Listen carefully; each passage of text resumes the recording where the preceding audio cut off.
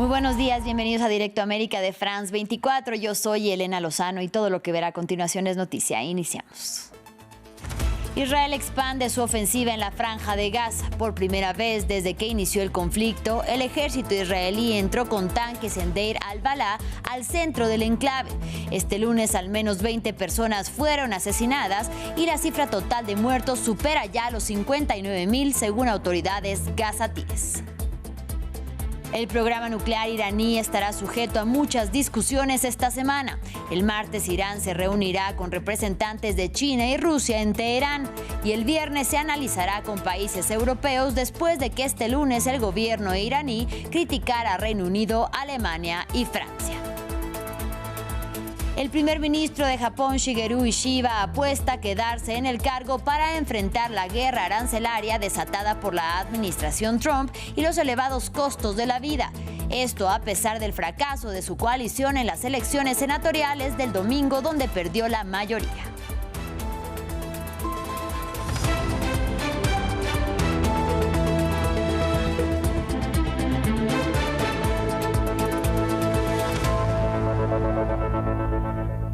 Iniciamos en la Franja de Gaza. El ejército de Israel extendió su ofensiva en el enclave palestino.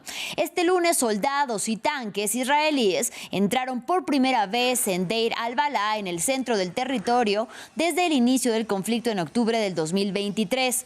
Autoridades israelíes aseguran que algunos de los rehenes que permanecen en manos de Hamás pueden estar ahí retenidos. Según el Ministerio de Salud gazatí, este lunes al menos 20 personas fueron asesinadas y la cifra total de muertos ya supera los 59.000.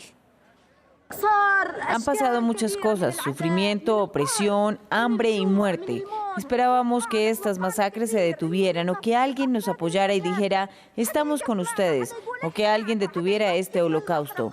Pero no se hizo nada y hoy hemos llegado a un punto en el que ya no tenemos expectativas, ni esperamos nada de nadie, ni siquiera del mundo. Seguimos en Medio Oriente. Irán será escenario este martes de discusiones sobre su programa nuclear en las que participarán China y Rusia. Según informó el Ministerio de Relaciones entre Irán y los países europeos, está previsto para el viernes en Turquía esta discusión. Pero este lunes un portavoz del Ministerio de Asuntos Exteriores iraní acusó a Reino Unido, Alemania y Francia de no haber respetado el acuerdo de 2015 sobre el programa nuclear iraní. Para analizar el panorama, vamos con nuestra corresponsal en Teherán, Catalina Gómez Ángel. Catalina, muy buena tarde para ti. ¿Qué es el mecanismo de reactivación para poder entender y por qué Irán dice que Francia, Alemania y Reino Unido carecen de legitimidad justo cuando está previsto una reunión, como le decíamos, el viernes entre Irán y los países europeos? Bueno, ese mecanismo de reactivación significa, o el snapback, como lo llaman, hace parte de ese acuerdo nuclear, ese JCPOA, que fue firmado en el 2015, que ponía, por lo menos detenía el programa nuclear iraní y que, recordemos, esto terminó por fracasar debido a que Donald Trump en su primera presidencia decidió retirar a Estados Unidos. Eran 6 países firmantes, los 5 integrantes del Consejo de Seguridad de las Naciones Unidas, más Alemania, y dentro de ese momento, cuando se firma ese acuerdo nuclear, hay una pequeña cláusula que hace parte de las Naciones Unidas, del Consejo de Seguridad. En ese momento, con ese acuerdo nuclear, se levantan las sanciones muy fuertes que pesaban contra Irán en el marco de ese Consejo de Seguridad de las Naciones Unidas. Y ahí decía que los integrantes de ese acuerdo podrían reactivar estas sanciones en caso de que Irán no cumpliera con lo pactado en ese acuerdo nuclear. Si bien fue Estados Unidos el que se retiró, Irán esperó y poco a poco fue retrocediendo esos compromisos a encontrarnos en lo que se encuentra Irán en el día de hoy, por lo menos hasta antes de esa guerra, a los 12 días, que estaba enriqueciendo uranio por encima del 60%, que muchos dicen que está muy cerca de poder enriquecer al 90%, que es lo necesario para crear un arma nuclear. Así que estos países europeos, los 3 países europeos firmantes de este acuerdo, que son Francia, Reino Unido y Alemania, han dicho a Irán que si no hace compromisos, ellos pueden reactivar estos mecanismos que tienen que ver con prohibición de producir armas, de exportar armas, de su programa de misiles, de prohibiciones para viajar y para también sanciones económicas, lo que pondría al país en peores circunstancias. Así que han dado plazo hasta finales de agosto en una conversación que sostuvieron hace días atrás con el secretario de Estado norteamericano Marco Rubio, y están hasta el 3 de septiembre, tienen plazo de poner en marcha porque necesita un mes antes de octubre de entrar en vigor ese mecanismo de las Naciones Unidas. Ahora, Catalina, como decíamos, mañana representantes de China, pero también de Rusia, se reunirán en Teherán. ¿Qué busca Irán en este encuentro? Bueno, esta es una reunión que se hace a nivel de directores de las oficinas del Ministerio de Relaciones Exteriores. No es una reunión que se haga con los ministros de Relaciones Exteriores de los tres países, y se hace aquí para buscar mecanismos cómo confrontar si eventualmente los tres países europeos ponen en marcha este mecanismo de las Naciones Unidas. Ellos informarán sobre la situación, buscarán mecanismos para que tanto Alemania, Francia y el Reino Unido, o eso es lo que han dicho, no puedan activar este mecanismo. Ya, como lo decías tú al comienzo, el ministro de Relaciones Exteriores dijo que estos tres países estaban en una condición ilegal de poder ponerlo en marcha, no solamente porque no habían respaldado lo que prometieron cuando Estados Unidos se retira de ese acuerdo, sino por no haber ido en contra, o por lo menos manifestado en contra de los ataques de Israel y Estados Unidos durante esta guerra de los 12 días, o si no logran detener la activación de este mecanismo, sí buscar alternativas de cómo Irán no queda totalmente aislada y no queda afectada económicamente como podría quedar. Esta posible activación de este mecanismo sería fatal para la República Islámica en este momento, debido a las condiciones económicas en las que se encuentra, y también obviamente después de ese fracaso en la inteligencia que llevó a que Israel pudiera realmente asesinar a la cúpula militar de la Guardia Revolucionaria y a sus principales científicos nucleares durante esa guerra de los 12 días. Como siempre, muchísimas gracias a Catalina Gómez Ángel por el análisis y el reporte. Gracias. Y en Siria, en medio de la aún tensa calma que se mantiene en el país, cientos de civiles de la tribu beduina fueron evacuados en ambulancias, en camiones y autobuses de la ciudad de Sueira, de mayoría drusa, y como parte de la tregua alcanzada por el gobierno de facto liderado por Ahmed al-Shara.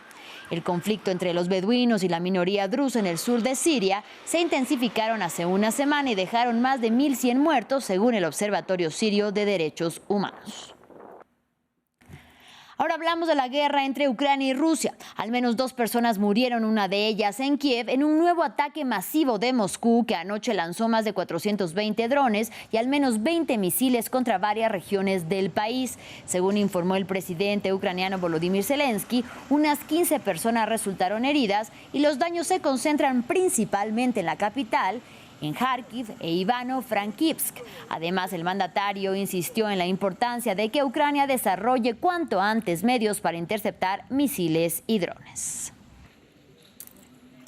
Vamos al continente asiático. En Japón, tras perder la mayoría en el Senado en las elecciones del domingo, el primer ministro Shigeru Ishiba se dirigió esta mañana a la nación.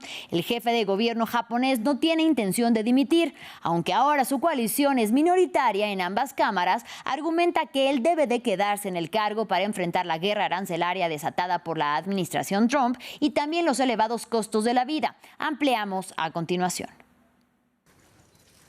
Herido pero no derrotado. Tras el fracaso de su coalición en las elecciones al Senado japonés y ahora sin mayoría en el Parlamento, el primer ministro Shigeru Ishiba está en la cuerda floja. Pero para Ishiba, dimitir de la jefatura de gobierno no es una opción. Debemos asumir este resultado con humildad y sinceridad. Aunque soy plenamente consciente de nuestra gran responsabilidad por los resultados electorales, para no dejar que la política se estanque, creo que debo cumplir con mi responsabilidad como partido más votado y ante la gente del país, escuchando atenta y sinceramente las voces de la población local. En el cargo desde hace solo 10 meses, Shigeru Ishiba se ha vuelto cada vez más impopular. El aumento de los precios y la amenaza inminente de aranceles de Estados Unidos estuvieron en el centro de la votación del domingo. El precio del arroz casi se ha duplicado en un año y el gobierno ha tenido que recurrir recientemente a sus reservas de emergencia para hacer frente a la escasez. En las calles de Tokio, muchos están pidiendo la renuncia del primer ministro. No sé cómo Shigeru Ishiba puede asumir la responsabilidad de una derrota tan aplastante, pero creo que debería dimitir.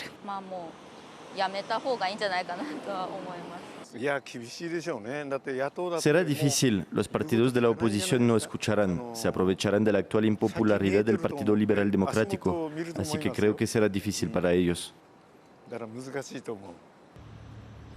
El Partido Liberal Democrático ha gobernado Japón casi ininterrumpidamente desde 1955. Sigue siendo el principal partido en el Senado, controlando con su aliado de centro-derecha 122 de los 248 escaños, pero la opción de derechas está avanzando. El partido populista anti-inmigración, Sanseito, ha irrumpido con fuerza, ganando 14 escaños en la Asamblea. El medio hongkonés South China Morning Post llamó la atención el domingo al asegurar que el presidente de Estados Unidos, Donald Trump, podría reunirse con su par chino Xi Jinping en los próximos meses. La posibilidad de un cara a cara genera expectativas en medio de una guerra comercial para la que aún no se han logrado acuerdos. Natalia Plazas resume los momentos que son claves de esta rivalidad entre las dos potencias mundiales. La posibilidad de una cumbre bilateral entre Xi Jinping y Donald Trump comienza a resonar. El medio hongkonés South China Morning Post dijo que un encuentro se estaría sopesando en los márgenes de la cumbre de cooperación económica Asia-Pacífico a celebrarse entre finales de octubre y principios de noviembre en Corea del Sur. La posibilidad causa revuelo, luego de meses de una escalada de tensión desde el regreso de Donald Trump al poder. Desde febrero, Trump comenzó a imponer aranceles a los productos chinos, que escalaron hasta el 145% en abril. China respondió con gravámenes del 125%. Estas medidas sacudieron los mercados del mundo entero. En mayo, ambos países llegaron a una tregua por 90 días, con aranceles del 30% para China y del 10% para Estados Unidos. Pero las hostilidades continuaron. A la guerra arancelaria siguió una tecnológica. Estados Unidos implementó desde junio mayores controles a las exportaciones de semiconductores a Beijing. Duro golpe para las industrias tecnológica y automotriz chinas. Beijing respondió limitando las exportaciones de tierras raras. Golpe bajo para los sectores militar, de vehículos eléctricos y de energías renovables estadounidenses. En junio, en Londres, ambos países acordaron un marco de negociación. Reafirmaron la tregua de 90 días con unos aranceles acumulados del 55% para China y del 10% para Estados Unidos. También se acordó el acceso de Estados Unidos a las tierras raras chinas. Y en julio, Estados Unidos levantó la restricción de venta de chips a Beijing. Ahora los ojos están puestos en si ambos mandatarios se reunirán para la APEC y si lograrán un acuerdo más amplio y estable que la tregua que los mantiene funcionando, pero sin mayores garantías. Finalizamos en Estados Unidos. El narcotraficante más peligroso de Ecuador, Adolfo Macías Villamar, alias Fito, llegó anoche al país después de ser extraditado por el gobierno de Daniel Noboa. Este lunes debería de ser presentado ante un tribunal federal en Nueva York. Los fiscales estadounidenses lo acusan de 7 delitos y entre ellos tráfico de cocaína y de armas. Los detalles en el siguiente informe. De una cárcel ecuatoriana a un tribunal en Estados Unidos. José Adolfo Macías Villamar, conocido como Fito, fue sacado de La Roca, una prisión de máxima seguridad, y entregado a los funcionarios estadounidenses. Las autoridades penitenciarias de Ecuador compartieron estas fotos, antes de que el narcotraficante fuera extraditado para que pudiera ser juzgado en un tribunal federal en Brooklyn. Está acusado de tráfico de cocaína y armas junto con otros 5 cargos. La banda criminal que encabeza a los choneros, que surgió en los 90, es acusada de atacar a las fuerzas públicas, a políticos, abogados, fiscales y a civiles, cometiendo asesinatos, extorsiones, tráfico de drogas y controla las cárceles de Ecuador. Está vinculada a carteles mexicanos y grupos delictivos de países vecinos, como Colombia, donde había sido abatido el pasado líder de los choneros. Es el primer ecuatoriano en ser extraditado desde que se votó a favor del procedimiento el año pasado en un referendo.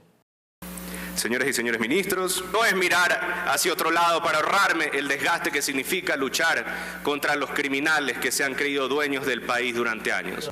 El hombre, que solía trabajar como conductor de taxi hace años, cumplía una condena de 34 años de cárcel cuando escapó en enero de 2024.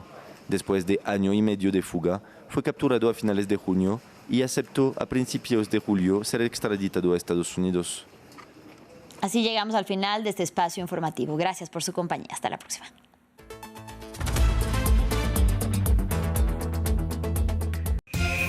Bienvenidos a un nuevo capítulo de Historia. Los acontecimientos del pasado explican el mundo de hoy. Sumérjase en los orígenes de la historia. Conflictos armados, movimientos políticos, tendencias culturales. Acompáñenme en Historia por France 24 y france24.com.